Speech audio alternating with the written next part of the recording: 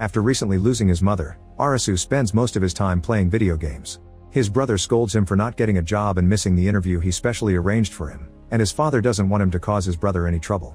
Meanwhile, Karub is kissing the barmaid at the bar he works in. His boss catches him red-handed and punches him a few times for touching his girl. Since he's getting fired anyway, Karub punches him back before leaving.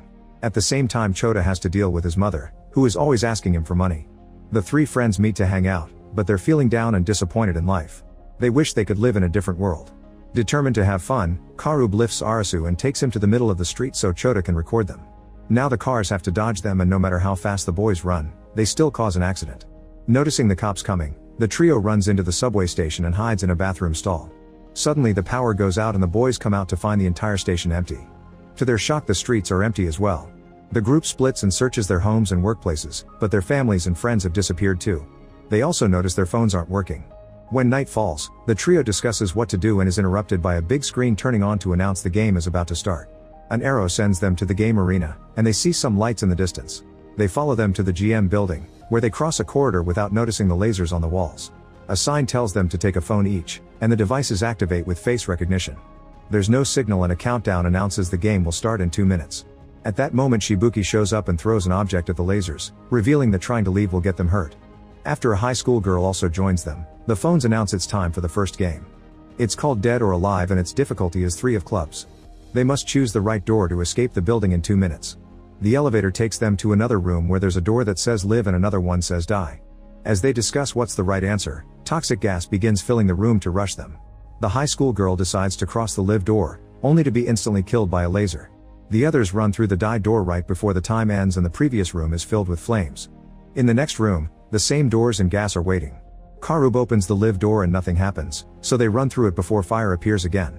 Then they notice that in each room the time to choose gets shorter. An argument ensues on how to proceed and Karub punches Arasu, which triggers a memory of their arrival. Arasu realizes all the clues were at the entrance and puts all this data together to draw a diagram of the building. Following this drawing, the group goes through a bunch of rooms, always choosing the right door without any issues. However, at the last door, the doors aren't located where they're supposed to be.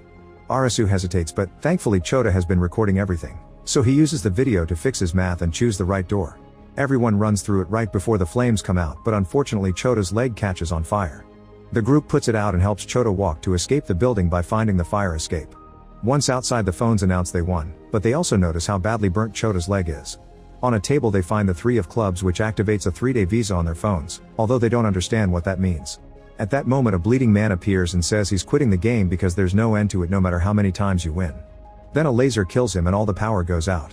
This makes them realize the visa tells them how many days they have to live, and if they want more they need to win more games. A bunch of lasers appear all over the city, killing all the people whose visas expired. On top of a tall building, Usagi watches the lights while thinking about her father and how they used to go climbing together. She promises him she'll survive the game. In the morning, Arasu tries to get a car but none of them will start, and the vegetables he finds are rotten. The group searches a bunch of shops and apartments, however not a single machine is working. Chota wonders if it was an electromagnetic pulse that caused all of this right before the game phones stop working too. Afterward they get batteries for the radio and canned food for lunch while sharing what they were doing when the mysterious blackout happened. Shibuki claims she had been working when actually she was showering after getting dirty with her married boss. She arrived 3 days ago and is the only survivor from her group. Since the boys saw the blackout later and the vegetables are already rotten, they conclude time passes differently here. Chota's injury is getting worse, so Karub and Araizu talk in private and agree to join a game by themselves to learn more without getting their friend in trouble. Meanwhile, Shibuki comforts a crying Chota, who thinks he won't make it out alive. She admits what she was doing with her boss, explaining she hated him but still did it to climb the corporate ladder. Then she kisses Chota and they get naughty, which makes Chota remember the day he saw his mother getting it on with the local priest. Specific apartments all over the city light up with new games. Karub and Arasu join the same game as Usagi and everyone gets a new phone. Once the group has 13 players, the phones announce the game is starting and the difficulty is 5 of spades.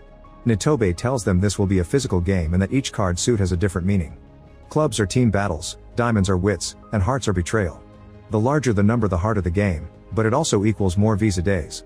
The phones then announce the game will be classic tag. To win, they must find the safe zone in one of the building rooms in 20 minutes. When time's over, a hidden bomb will explode. The group spreads all over the building before a siren confirms the tagger is out. Usagi hides while Karub, Arasu, and Nitobe try the doors, finding them all locked. Suddenly they hear shooting and a body falls in front of them, which means the tagger is killing the players. When they look around the corner, they see a masked person aiming a gun and immediately run away. Karub and Arasu manage to hide behind a wall, but Nitobe keeps on running and quickly gets killed. A player sees this and tries to escape, but he takes the wrong turn and is killed by a laser for leaving the game space. One by one players are getting killed while Karub and Arasu keep on hiding and notice that the tagger can't see them because his vision is limited by the mask. Arasu yells this information and Usagi yells back to share the location of the tagger as she climbs a pipe to dodge a shot. With only 8 minutes left, there still are 7 players. Running around obviously isn't accomplishing anything, so the players gather and make a plan. Half the team will search the remaining floors while the others go after the tagger. A player is shot down and Karub uses the opening to hit him with a fire extinguisher, but the hit does nothing and the tagger kicks him back. Then Aguni tackles the masked man and starts fighting him.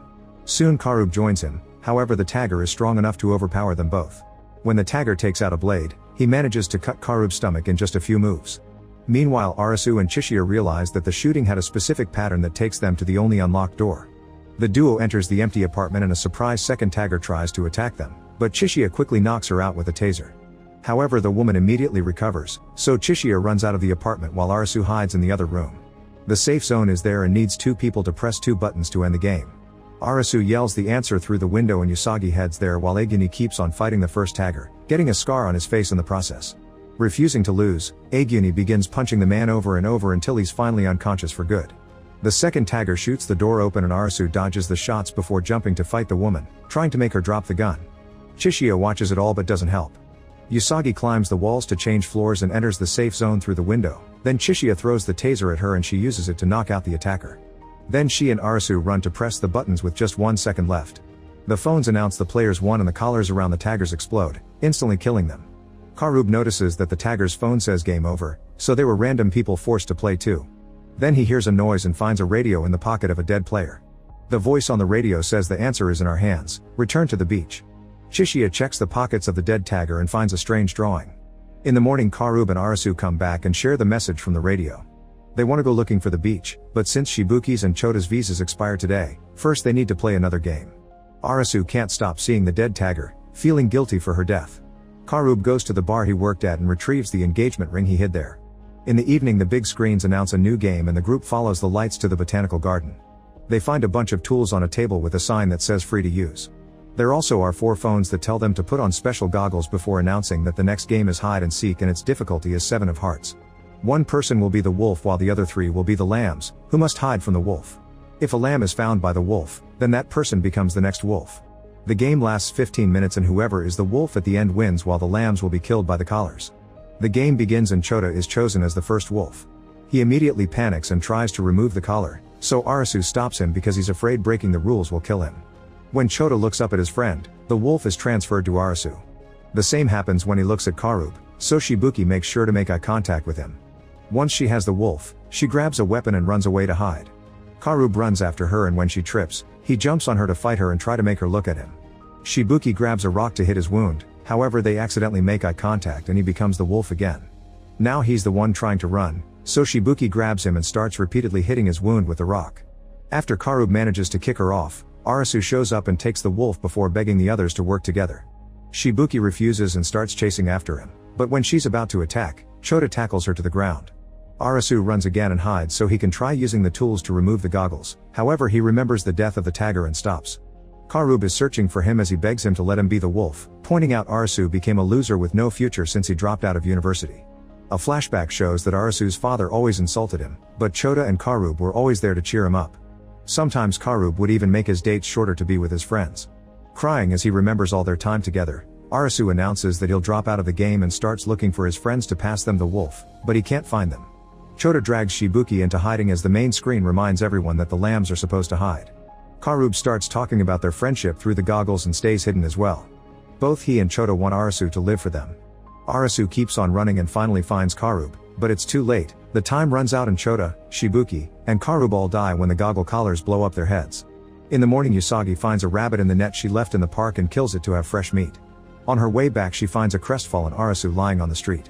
When she approaches him, he says he'll die too, but she doesn't care and leaves. It's revealed Usagi is hiding in a warehouse with a bunch of survival equipment. After eating her rabbit stew she goes to the bookstore to get a novel and sees Arasu lying under the rain. A flashback shows that Usagi used to be very close to her father and they went climbing together all the time. One day his father left alone to do a special no-oxygen climb and the media started to harass the family, accusing them of staging the whole thing. To escape the unwanted attention, the man left on another climbing trip and was never seen again. In the present, Arasu wakes up in Usagi's hideout. She shares her food with him, but he doesn't take it because he feels guilty about his friends' deaths and wants to join them. Usagi shares she used to feel that way too, but since she made the effort to cook for him, he should eat anyway. Arasu takes the food but still doesn't move and plans to let his visa expire. When Usagi mentions he helped her during the tag game and that she wants to return the favor, Arasu finally stands up. In the evening, the duo follows the lights that take them to a bus. Inside they find 3 players who have been here for a while and do all the games together because they think teamwork helps them win. Arasu notices that Takuma has a wounded leg. The phones announce the beginning of the game with a difficulty of 4 of clubs. It's called distance and they must endure a trial to reach the goal in 2 hours. The screens say distance 0, so they guess they must move, but the bus is out of gas. Takuma asks the group to leave him and an argument ensues, but in the end Takuma convinces them it's for the best. Usagi, Arasu, and the other 2 men start running and the distance counter on their phones goes up. Eventually they find a replenishment station, but Usagi is suspicious of those bottles and shares her own water instead. Then they keep running until they reach a road full of cars. To their shock, a panther is waiting there and starts chasing after them. One of the guys hides under a car while Arasu blocks the panther with a door. Usagi finds a flare and throws it at the animal so she, Arasu, and the other guy can keep running. Unfortunately, the panther jumps on the last guy and begins devouring him. The group soon gets tired and doesn't know if they'll make it. At that moment, Arasu finds a bike on the back of a truck and remembers it's only the electrical circuits that have been destroyed. This bike model works on diesel, so Arasu starts pushing it back to the bus area to hopefully help Takuma. Usagi and the other guy keep running forward, only to discover the road is blocked by a wall. With only 15 minutes left, Arasu arrives at the bus. 10 minutes later, Usagi and the guy hear a noise. It turns out the wall is starting to break and water is bursting through. The duo immediately begins running, and since Usagi is well trained, she manages to escape. However, the man is tired and falls, so the water kills him. At that moment, Arasu and Takuma show up on the bus and grab Usagi to bring her inside right before the water takes her too. Time runs out and the trio is still alive because the bus had the word goal painted on it all along, which means they had to stay there to win. The counter on their phones indicated how far they were from it. After Takuma says goodbye to them, Arasu and Usagi get a bicycle and start crossing the bridge to try to find the beach. A few days later, Arasu approaches 2 players to ask if they know anything about the beach, but the men run away as soon as they hear the word. Every night he has to share the tent with Usagi, which makes him uncomfortable. Seeing that Arasu isn't used to camping, Usagi decides to teach him some survival skills like tracking down animals. That night, Arasu watches some players gather at a building. He notices a few people are wearing the same locker key bracelet, which makes him realize Aguni and his friend had it too. Usagi finds another group and notices the same bracelets. As multiple places begin exploding around the city, the bracelet guys get on cars and drive away, so Arasu and Usagi begin running after them. This takes them to a hotel called the Beach, which appears to have electricity. Before they can react, they're attacked from behind and knocked out. In the morning they wake up inside the hotel with a man called Hatter, who claims this is a utopia. He reveals a wall with a painted full deck of cards and many of them are crossed out. Hatter explains that to clear the game and return to the real world, they must win a game for each card.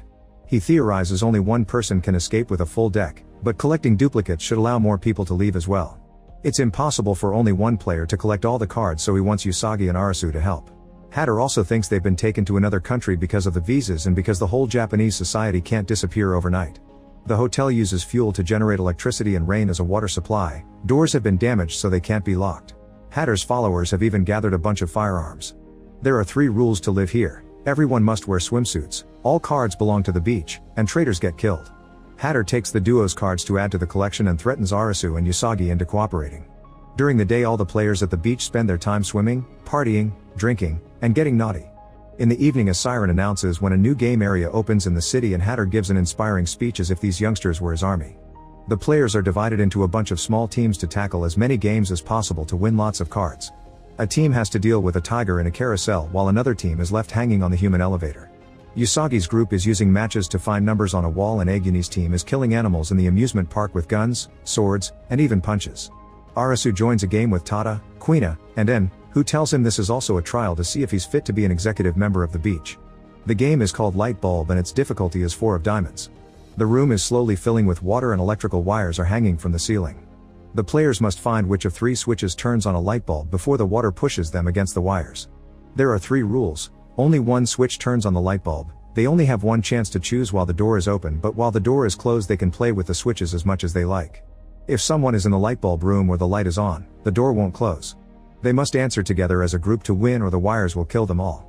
One of the players touches the wires out of curiosity and dies on the spot. Arasu thinks about the rules and makes the others close the door before using the first switch. He waits a few minutes before turning the first switch off and opens the door again to try switch 2, but nothing happens. Then he asks Quina to touch the bulb and she says it's hot, which means switch 1 turned it on. They say 1 is the answer and immediately win the game.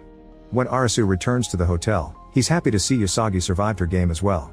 The party is interrupted by Hatter's militant force led by Aguni, who came to pick Usagi up because Hatter asked for her. Arasu comes to her defense so Aguni orders his men to break his legs. At that moment Hatter shows up and orders Aguni to forgive Arasu this time since he's a newbie. Afterward Arasu is invited to an executive meeting and he's shocked to discover Chishiya is part of the higher-ups. They add the latest cards to the collection and discover they're only missing the face cards plus the 10 of hearts. Hatter's visa will expire soon and Mira thinks he should join a hearts game because many players will be willing to self-delete to protect their leader. They can't tell what a game will be in advance though, so Hatter announces he'll join whatever comes next. The next day Arasu and Usagi chat with all the players to try to get more information. However, each person has different theories and it's hard to say what it's a rumor and what's the truth. In the afternoon Usagi decides to go looking for weapons in case they need them. Arasu hears some shots and notices a few guys walking away from a dumpster. When he looks inside he's horrified to find dozens of bodies. Chishiya and Quina show up and tell him those are the traitors. They explain they want to change the status quo and ask Arasu to join their plan. The soldiers aren't happy with Hatter's leadership and Chishiya thinks they'll take over the beach soon. When that happens, he intends to steal the cards and leave. Later Arasu reunites with Usagi, who couldn't find any weapons because they're protected by the soldiers. Arasu then decides to tell her about Chishiya's plan. The next day Anne opens the heads of 2 dead players to try to find the GPS chip that the game masters must have put on them to track them. She's interrupted when all the executives are called to Hatter's room. Everyone is surprised to see Hatter dead and they learn from other players that he was found like this on the streets. They assume he died in a game and discuss who should take over the leadership. Rules say it should be Hatter's right hand, but the militants threaten everyone into voting for Aguni. Soldier Naragi even punches Hatter's dead face for fun. Now Aguni can open the black envelope that contains the password to the safe with the cards. Once he memorizes it, he seals the envelope again with the leader's ring. While Aguni gives a speech to announce he's the new leader, Chishiya starts his plan. He saw Aguni looking surprised by the paper with the password and theorizes it was empty, so he thinks the actual password is the numbers on the sealing ring. While he, Usagi, and Quina keep watch, Arasu sneaks around to find the safe and try the password. However, the number is incorrect and an alarm rings, which gets the attention of the soldiers. Arasu sees Chishiya among them and realizes the plan was to frame him all along. While Usagi is captured too, Naragi begins to kick Arasu until he passes out. Afterward Arasu is tied to a chair and his face is covered in tape. He's left inside a dark room to wait until morning when his visa expires. Meanwhile Anne does an autopsy on Hatter and finds the killing bullet. Chishiya discusses his real plan with Quina, revealing he always knew the safe was fake. He had noticed Aguni glancing at a painting and thinks inside the envelope was a drawing to match. While Quina keeps watch, Chishiya checks behind the painting and finds the real safe. The password from the ring works and he grabs all the cards. The other soldiers are holding Usagi down so Naragi can take advantage. Usagi bites his tongue and gets punched for it. At that moment the lights flicker to announce the start of a new game. Chishiya throws an object at the exit and realizes the beach is the game arena so the lasers won't let him leave with the cards. Phones appear on a table for every player in the hotel and all the TVs announce the next game is the 10 of hearts. All the players except Arasu gather in the lobby where they find Momoka with a knife in her chest. The game is called Witch Hunter and they have 2 hours to find the person who killed this girl and throw them in the fire. The soldiers immediately want to burn Momoka's best friend Asahi since they're always together, but Usagi and Mira stop them because any accusations must be proven. And uses the chance to explain she was working on Hatter's body and the type of bullet she found proves he was murdered by someone here. A girl starts pointing fingers and soldier Samura immediately kills her with his sword. Aguni announces that if the killer doesn't surrender, he'll throw everyone in the fire. People panic and start running away as Naragi and the other soldiers open fire at random. Usagi grabs the last phone and teams up with Tada, Asahi, and Tada's friend to look for Arasu. Soon players are getting killed all over the building and their bodies immediately get thrown in the fire, but none of them are the killer. Eventually Samura starts a fire in the basement to force everyone to come out to the yard so Naragi can shoot them from the roof. Usagi's group splits to look for Arasu and she finds a terrified soldier hiding in a bathroom who tells her the location. Tada watches his friend get shot and jumps on the shooter, punching her until she also tells him Arasu's location. In the meantime Quina and Chishiya are hiding in the security camera room to keep an eye on things and notice someone moving in the dark. Quina goes to that room and finds Anne grabbing some superglue. She wants to use it with some powder to get the fingerprints from the knife. The women are found by Samura, so Quina tells him to go while she fights him. By moving fast, Quina can dodge Samura's attacks and run into other rooms to use furniture as protection. Samura asks Quina what she used to do and she says she worked at a clothing store, but that isn't the whole truth. Quina was born a boy and trained in her father's dojo but always lost. Her father also beat her up whenever he found her doing girly things. Eventually her father kicked her out of the house and she got her transition operation. Years later, when she visited her mother at the hospital, the old lady immediately recognized her and called her beautiful. In contrast, Samura was a failed writer who shaved his head and got all his tattoos when he entered the game as a way to start a new life. Their fight continues and Samura manages to land a cut on Quina's arm, however Quina reacts quickly and disarms him before bringing him down with a kick. This breaks some glass and Samura starts throwing the shards all over the floor to make it hard for Quina to move since she's barefoot.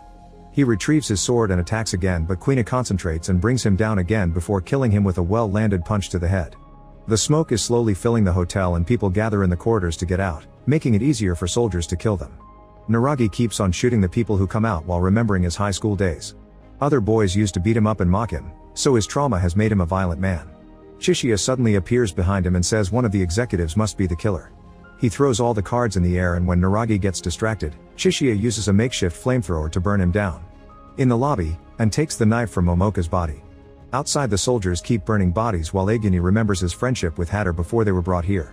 Meanwhile, Arasu falls in the chair and thinks the smoke will kill him. He starts remembering his best moments with his friends and reminds himself he must survive for them.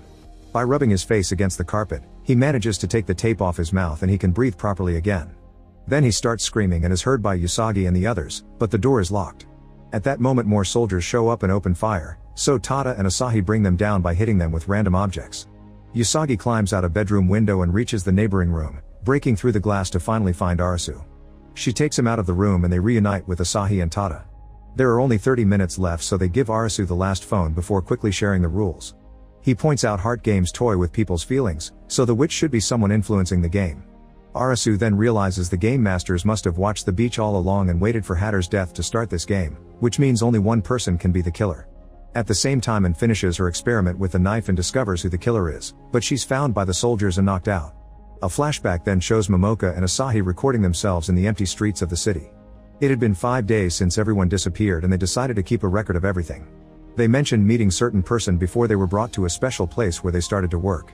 The flashback ended when Momoka descended into the subway station, which was so dark that Asahi lost her. In the present, Aguni and his soldiers gather the remaining survivors in the lobby to kill them all. Arasu interrupts them and asks for help catching the killer, so Aguni begins beating him up. Usagi cuts in saying this means Aguni must be the killer, and Aguni admits it's true. He asks the soldiers to shoot, but Arasu stops them because he thinks Aguni is lying. Arasu always thought it was strange that the soldiers didn't take over the beach before since they had all the weapons, so he concludes Aguni and Hatter worked together all along. Aguni was in charge of keeping violent people like Naragi in check so Hatter could be the charming leader without trouble. However, Hatter slowly became crazy with power and killed a bunch of players who were hiding cards. This inspired him to create the rule that sentences traitors to death, which Aguni hated. After Hatter's last game, Aguni approached him to ask him to put an end to the beach and Hatter got so angry he tried to shoot him, but Aguni shot first in self-defense and killed his best friend. In the present, Aguni keeps beating Arasu up until he hears him say he killed his best friends too. The players realize Aguni wanted to kill everyone regardless of the game because he wanted revenge for Hatter, who was driven crazy by his followers' adoration. Arasu concludes that Momoka is the killer and she self-deleted, but Aguni kicks him down and insists he did it. A fight ensues as Aguni tries to keep killing people, intending to bring everyone down with him. It turns out he's feeling guilty because Hatter's gun hadn't been loaded. Asahi tells Usagi and Arasu she'll create a distraction so they can burn Momoka. Suddenly Asahi announces she's the game dealer, and a laser shoots her in the head to kill her. At that moment Quina brings in, who confirms Momoka did it to herself. While Usagi concludes someone must have been controlling the girls, Arasu finally convinces Aguni to stop the killing.